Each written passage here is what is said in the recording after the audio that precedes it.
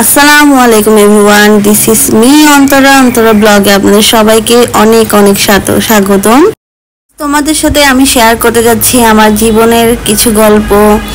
হয়তো আমার জীবনের গল্পের সাথে অনেক আপুদের গল্পের মিল রয়েছে, কারণ হয় না আমাদের পৃথিবীতে আমরা একই রকম মানুষ যেহেতু আছি, তাহলে কিছু কিছু গল্প অন্য মানুষের সাথেও মিলে যায়। তো আমার জীবনের এই কঠিন পথের গল্পটা আজকে তোমাদের সাথে শেয়ার করব। তো কিন্তু আমি অনেকবার চিন্তা করেছি গল্পটা শেয়ার করা উচিত হবে কিনা, তারপরে আমি চিন্তা ভাবনা করে সিদ্ধান্ত নিলাম যে না, গল্পটা সবার সাথে শেয়ার করা দরকার, এতে অনেক আপুরাই অনুপ্রেরিত হবে। তো জীবনে চলার পথে অনেক কঠিন সমস্যায় পড়েছি, অনেক কঠিন সমস্যায় আর কঠিন পরিস্থিতির মুখে পড়েছি। তো আলহামদুলিল্লাহ, নিজে যতবার কঠিন পরিস্থিতিতে পড়েছি ততবার নিজেকে খুঁজেছি, নিজেকে শান্ত রেখেছি। হয়তো অনেক সময় অনেক ভুলভাল সিদ্ধান্ত নিয়েছি, অনেক সিদ্ধান্ত থেকেও তারপরও আবার সঠিক পথে ফিরে এসেছি। তো আমার এই জীবনের গল্পে রাস্তাটা এতটা সহজ ছিল না, কেউ ছিল না যে আমাকে অনুপ্রাণিত করবে, একটু সাহায্যের হাত বাড়িয়ে দেবে। সাহায্য মানে আর্থিক সাহায্য করা তা কিন্তু না, মানুষের মানসিক সান্ত্বনাটা দেওয়া, মানসিক সমর্থন করার মানুষটাই সবচেয়ে আসল মানুষ, সবচেয়ে প্রিয় মানুষ। তো এই অনলাইন জগতে কাজ করা নিয়ে অনেকবার দ্বিধাদ্বন্দ্বে ভুগেছি, কিন্তু সর্বশেষ চিন্তা করে দেখলাম পৃথিবীতে একমাত্র আমি আপন বলতেই নিজের সন্তান আর নিজের মায়ের চেয়ে বেশি হয়তো আপন কেউ হয় না।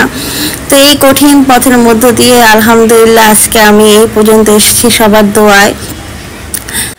আজকে তোমাদের সাথে শেয়ার করব আমার একটি সাধারণ দিনের গল্প। মা হিসাবে প্রতিদিনই নতুন নতুন চ্যালেঞ্জের মুখোমুখি হতে হয় এবং সব সময় সব কিছু সামলানো সহজ হয় না। সকালে ঘুম থেকে উঠে আবার বাচ্চাকে যত্ন নিয়ে ঘরের কাজ করে নিজের জন্য একটু সময় বের করাটা অনেক কঠিন একটা কাজ, যা প্রত্যেকটা মাই বলতে পারবে। তারপর নিজের সব কাজ সময় মতন ভাগ করে করেছি এবং করার চেষ্টা করি। এই কাজগুলো আগে করি, আবার কিছু কাজ পরে করি।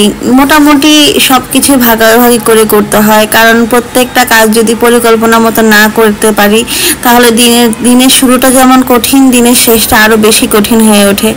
তো সেই জন্য ভাবলাম গল্পটা তোমাদের সাথে শেয়ার করি। আমার এই যাত্রা এখনো চলতেছে আলহামদুলিল্লাহ। আমি মনে করি না জীবনের কোনো জিনিস অসম্ভব বা কঠিন বলে। আলহামদুলিল্লাহ ভালোই ভাবে চালিয়ে নিচ্ছি। তো আমি প্রতিদিন চেষ্টা করি একটা ভালো মানুষ হওয়া থেকে আর একটু ভালো মানুষ হয়ে ওঠার, কারণ আমার উপরে আমার বাচ্চাদের জীবনযাপন নির্ভর করে।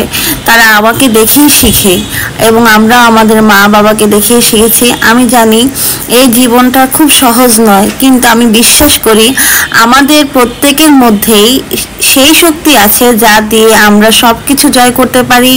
যদি আমার এই গল্প তোমাদেরকে কোনোভাবে একটু হলেও অনুপ্রাণিত করে তো আমার কাছে খুবই ভালো লাগবে। আলহামদুলিল্লাহ, আমার এই যে ছোট্ট একটা মানুষ আমাদের ঘরে চলে আসছে, তাকে নিয়ে প্রতিদিন অনেক সুন্দর সুন্দর মুহূর্তগুলো কাটাই। আলহামদুলিল্লাহ, এই যে চলে আসছিলাম আজকে ভ্যান প্লাজায়।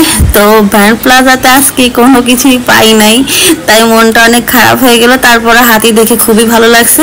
আলহামদুলিল্লাহ, সবাই দোয়া